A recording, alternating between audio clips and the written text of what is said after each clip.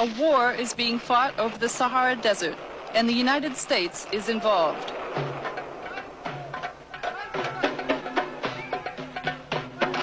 American weapons are taking their toll.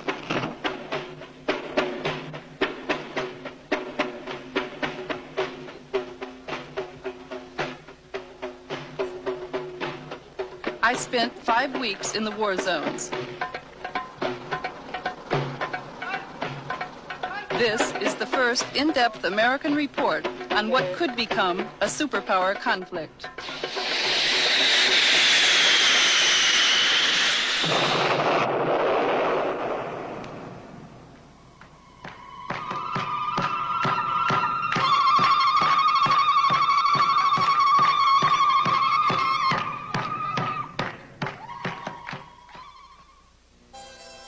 This program is made possible by a grant from the Independent Documentary Fund, which is supported by the National Endowment for the Arts, the Ford Foundation, the Program Fund of the Corporation for Public Broadcasting, and by public television stations, and by additional grants from the Corporation for Public Broadcasting, the Samuel Rubin Foundation, the William and Mary Grieve Foundation, and by the Albert Kunstadter Family Foundation.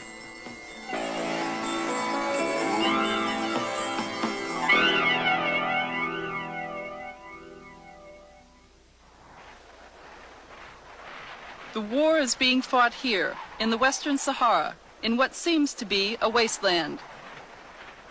But to the people involved in the war, it's a land worth fighting for. The Western Sahara, a desert nation the size of Colorado, is located on the west coast of Africa.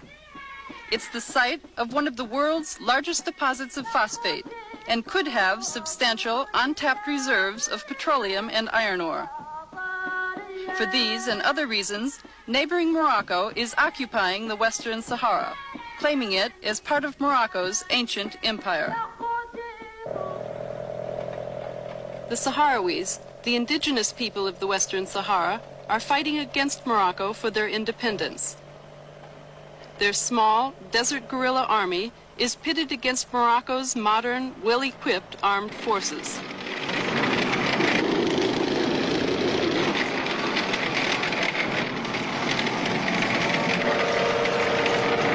The United States is one of the main suppliers of weapons to Morocco, even though the Moroccan occupation of the Western Sahara is condemned internationally. The Reagan administration justifies its support of Morocco by putting top value on our friendship with that country. Morocco, for 2 decades, has been a close and valued friend of the United States. They are a moderate Arab state. They are very helpful in terms of a series of initiatives in Africa. They are a strategically important country bordering on the Atlantic and on the Mediterranean. And they have been consistently supportive of the United States of America. Another African country that's been friendly with the United States of America is Nigeria. Yet, its foreign minister feels the United States has chosen to support the wrong side. For the United States, champion of justice, freedom, and rights of people to be on the side of the oppressor, as it were, it's a really very sad affair, and one sincerely hopes that the U.S. administrations would consider this matter in this light and pull out as best as they could, because you might say in the short run, U.S. may need to protect its strategic interests and friendships and so on, but in the long run, it's really creating a very bad name and very bad image for itself in Africa as a whole. The real problem that ought to concern us in the Western Sahara is the potential which this conflict has for significant escalation, and the extent to which, if it should spill over into Morocco and Algeria, it could create a situation in which our own country and possibly the Soviet Union could be dragged in as well.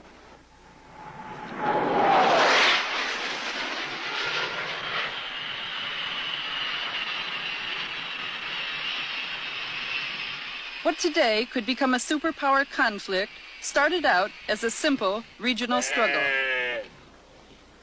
The Western Sahara had been a colony of Spain since the end of the 19th century. But like the other people of Africa, the Sahrawis wanted to be free. So in 1973, the people of the Sahara began a war of independence against the Spanish colonialists. Their liberation movement was called the Polisario Front. After 2 years of battle with the Polisario, the Spanish decided to pull out. At the time that the Spaniards disengaged, they had an inalienable legal obligation to give the people of that territory, as a territory, the right to make a decision as to what their future government was going to be.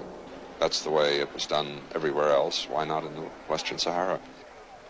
The people of Western Sahara never had that right. Instead of granting the Sahrawi people the right to choose their own government, the Spanish divided the Western Sahara into two and gave it away, the upper two-thirds to Morocco and the bottom third to Mauritania.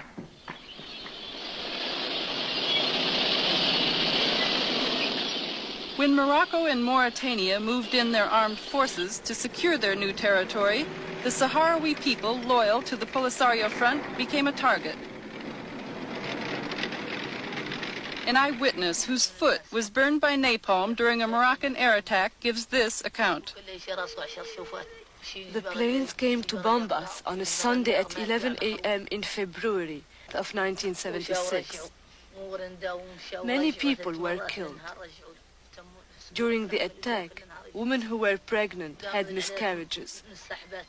The limbs of children were blown off. Some were burned like ashes. The first day, the planes came back 3 times to bomb us.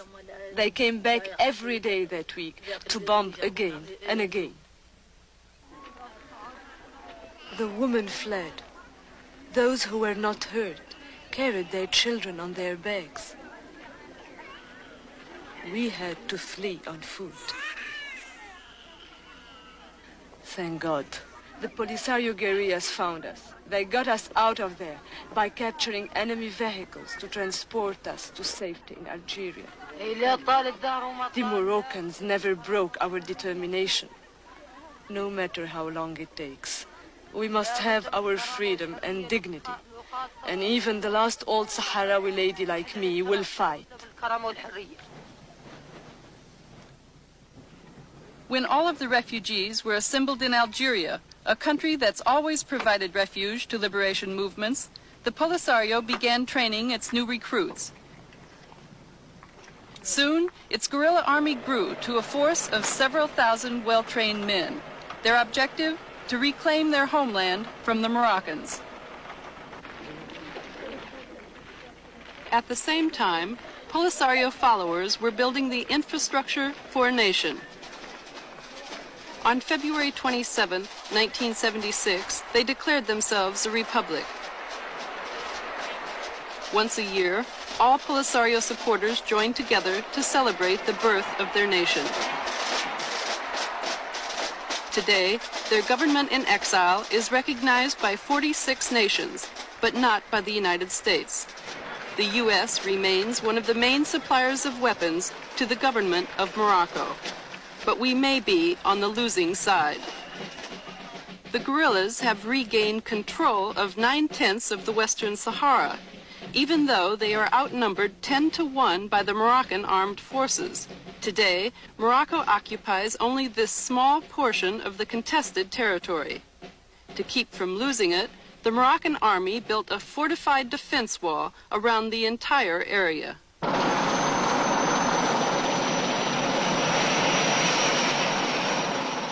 I was airlifted to Morocco's front lines by Army helicopter.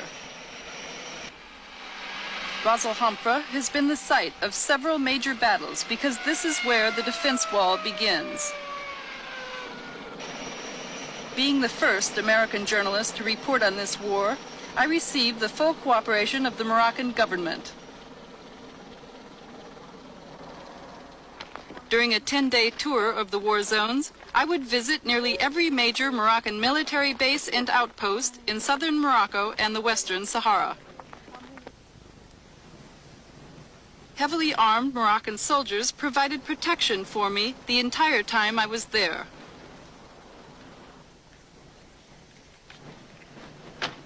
The colonel of Ras Al Hamra took me to his command post for a briefing on the defense wall and the strategy the Moroccan army is using in this desert war.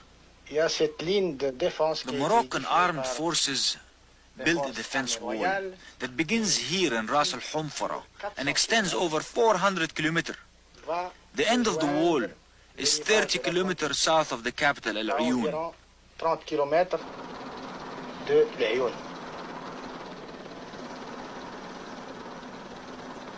It's impossible for the enemy to penetrate the defense wall.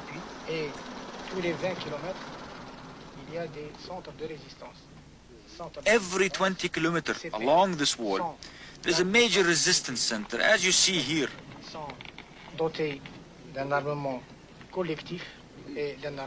The soldiers have collective as well as individual weapons. The wall itself is defended by mines, barbed wires, and trenches. We also have radar surveillance over the entire area, which allows us to detect personnel and vehicles within a 60-kilometer radius. Information from the radar is available to our light armored intervention forces situated 10 to 15 kilometers behind each resistance center. These intervention forces rush to the aid of the men at the wall in case of attack. Although the wall area appears to be heavily fortified, Moroccan military officers claim they need even more weapons to fight the war effectively.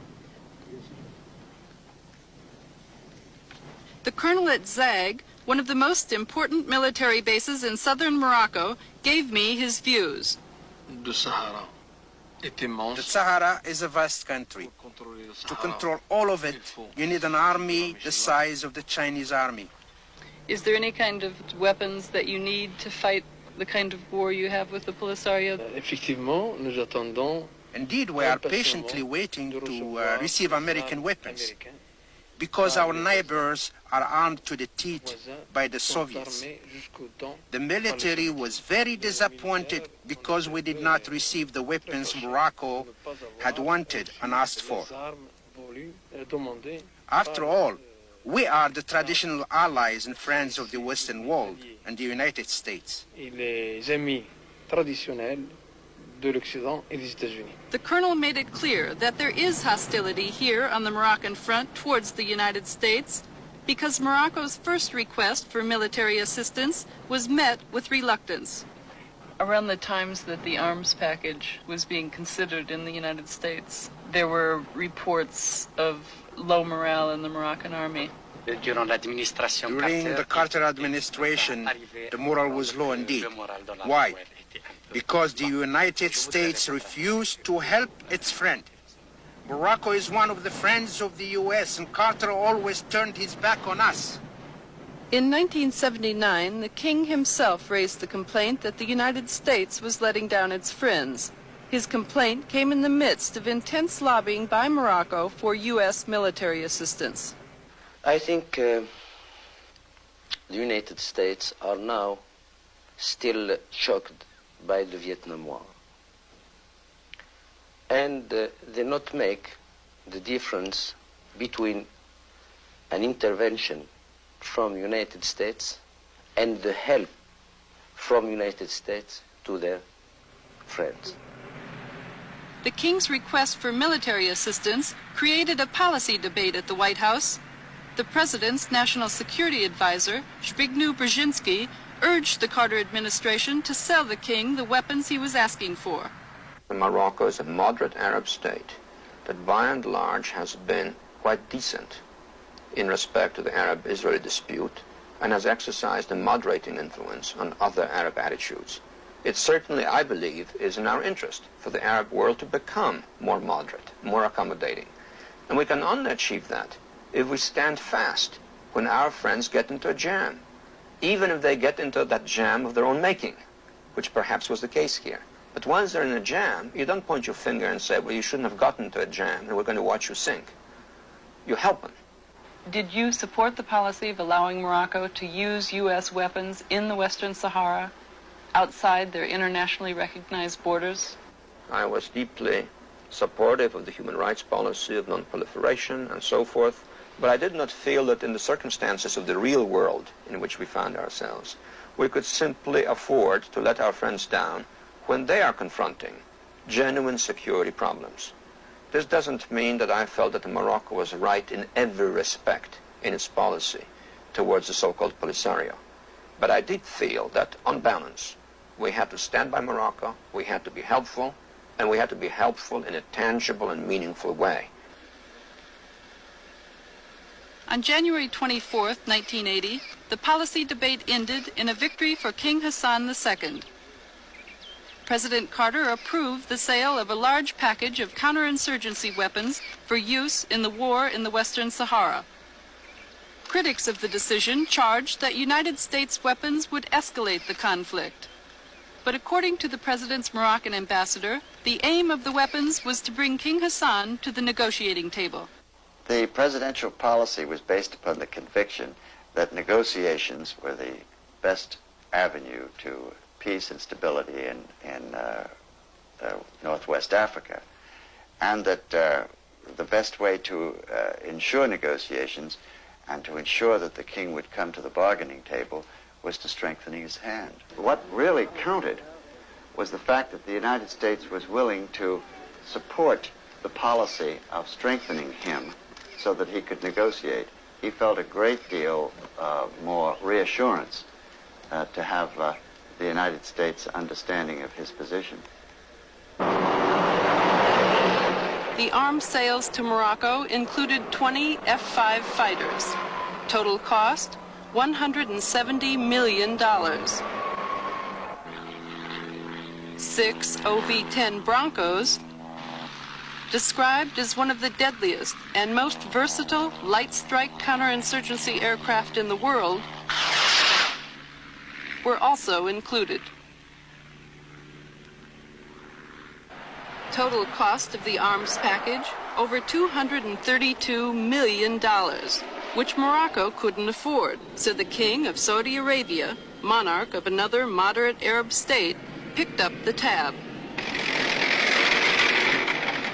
Today in Morocco, the war machine is gobbling up nearly $3 million a day.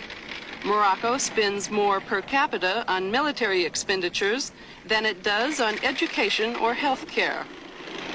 Many have blamed the war for Morocco's inflation rate and rising food costs. Morocco is in severe economic difficulty. There were major riots last June that led to hundreds of people being killed, thousands of political prisoners being taken. It is a very unstable economy and a very unstable society. And it is the war in the Western Sahara that is just draining the resources that are needed by that country to get on to the tasks of economic development at home. 40% of the Moroccan budget has been committed to defense. And over $1 billion last year went into just the Western Saharan conflict. So I think that we would be doing our friend a favor by putting maximum pressure on King Hassan and on the Moroccan government to press for a negotiated settlement of this conflict and to avoid further military escalation.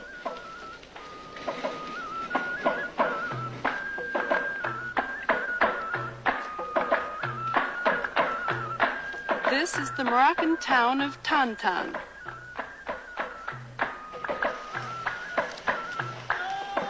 Like many other Moroccan towns, Tantan has not entirely joined the industrialized age. The standard of living here, typical of life throughout much of Morocco. According to a World Bank report, 1 out of every 3 Moroccans is living below the poverty level of $200 per year.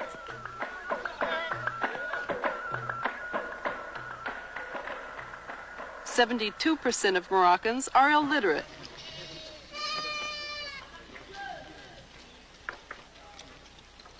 One out of every 7 Moroccan children die before they are 1 year old.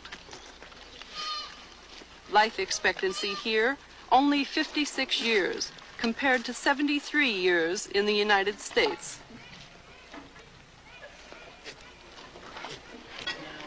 In light of these facts, why then does Morocco continue to divert its resources both human and financial, into a war that's being fought over a chunk of desert. I'm sure from Morocco's point of view, it's a question of getting back what they had considered their old big empire. But of course, in the modern context, the natural resources available within the Western Saharan territory has also to be considered. Phosphate is an immediate one, and if Morocco were to have the phosphate deposits along with what it has, it probably will have the largest deposits of any in the whole world. The Boukra phosphate mine in the Western Sahara is one of the largest deposits of phosphate in the world.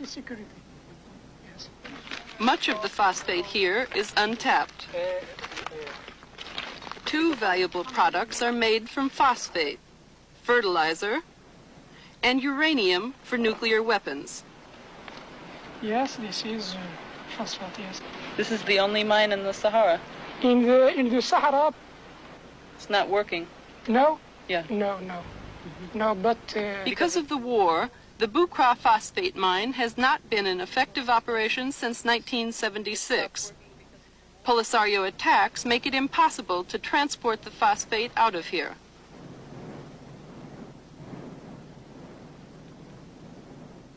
The phosphate used to be shipped via this conveyor belt, the longest in the world. It stretches 66 miles, all the way to the Atlantic Ocean. Because the conveyor belt has been inactive for so long, drifting desert sands have covered it completely in some places.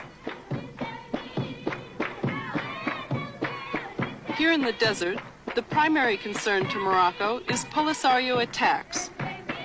But in the occupied cities of the Western Sahara, Morocco has a different concern: the allegiance of the Sahrawis living here.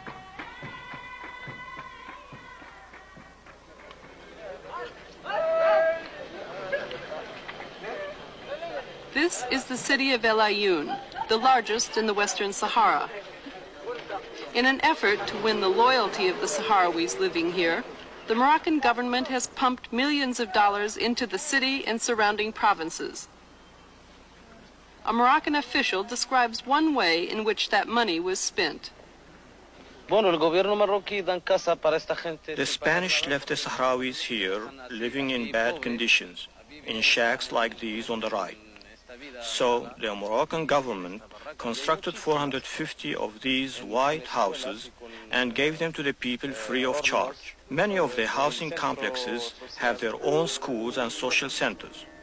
The government wants the Sahrawis to live like everyone else in the world, like all Moroccans. In spite of government efforts to make El Ayoun Moroccan, the Sahrawis cling to their desert culture and traditions.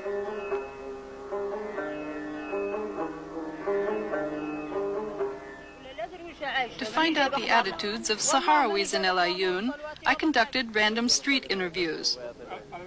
Everything that was said had to pass through this man from Morocco's Ministry of Information.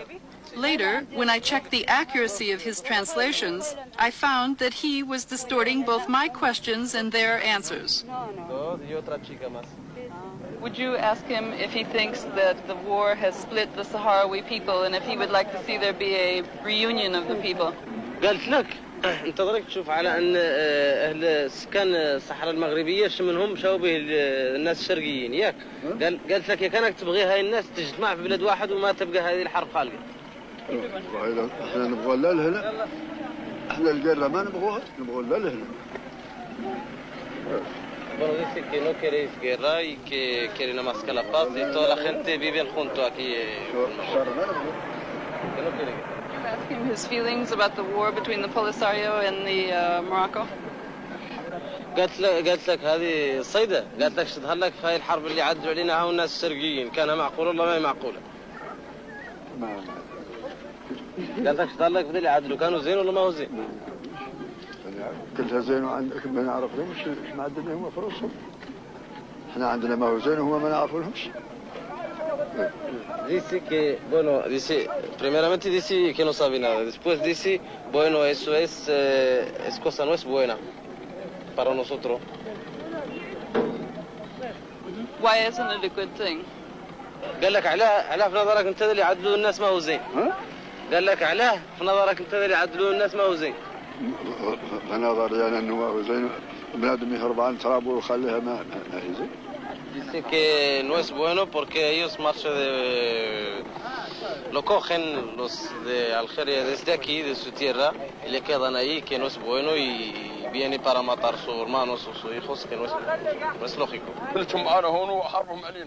The interview shows that Morocco exercises control over the flow of information here, a reminder of how restrictive military occupation is. In fact, Sahrawis living under Moroccan control are not free to join the Polisario or any other organized resistance movement. All forms of opposition are banned by the Moroccan government. The main opposition group, the Polisario Front, is headquartered here in Tindouf, Algeria, 400 miles from El Ayoun. Very little is known by the United States about the Polisario or its supporters living here because of a government policy forbidding all direct contact. I have always considered that it was a little bit unfair and prejudged the situation that Washington under the Carter administration allowed American diplomats to go into the Moroccan-controlled Western Sahara, but didn't even allow any of us who were assigned to Algeria to go down and visit the refugee camps in Tindouf.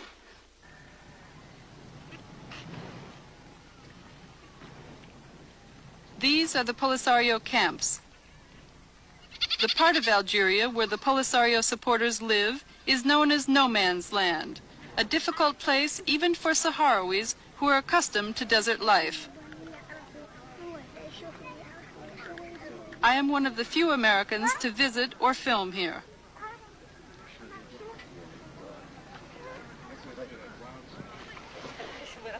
Tens of thousands of people live in these tent cities, but 95% of the adult population is female. The men are off fighting in the war. During the week I spent here while waiting to go into the war zones, I had a chance to learn about Sahrawi culture. The women enjoyed showing me the traditional Sahrawi hairdo and dress. It was a way of getting them to open up, to share information with me about how the war is changing their lives.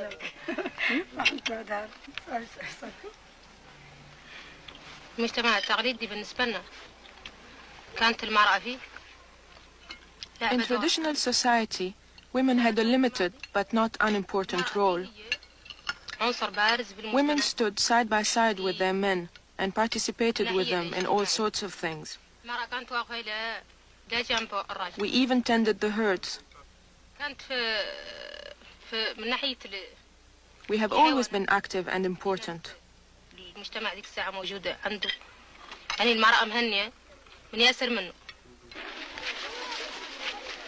The most important thing we're doing now is to teach our children to be conscious of their role in reclaiming our homeland and to prepare them to take their share of the responsibility in facing the future. They are our future. Men have their role in this struggle, but so do we. Our roles are complementary. The man is out in the battlefield facing the enemy, while we women are here in the camps, taking charge of the rear bases. In case of an attack by the Moroccans, the women are responsible for defending themselves and the children, so each woman receives 1 year of basic military training. One of the women instructors explains the threat they live under. Like all colonialists, Morocco wants to control and exploit our country and its wealth. But the Moroccans are convinced that as long as one Sahrawi is alive, they can't achieve this goal. Therefore,